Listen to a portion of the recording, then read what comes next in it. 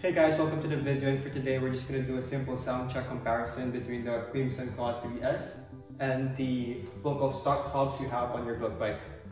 So what we have installed on my cross-country developed bike is the Crimson CLAW3S. This is a lightweight hub. It's actually 6 balls, 3 tooth, and it weighs just around 450 grams.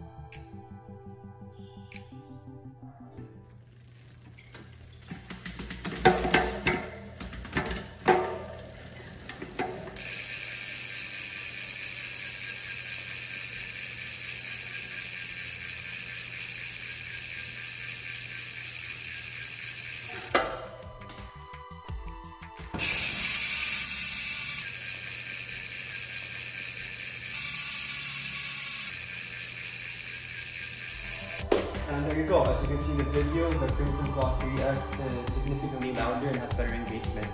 If you guys like that video, please like and subscribe, and thank you guys for watching.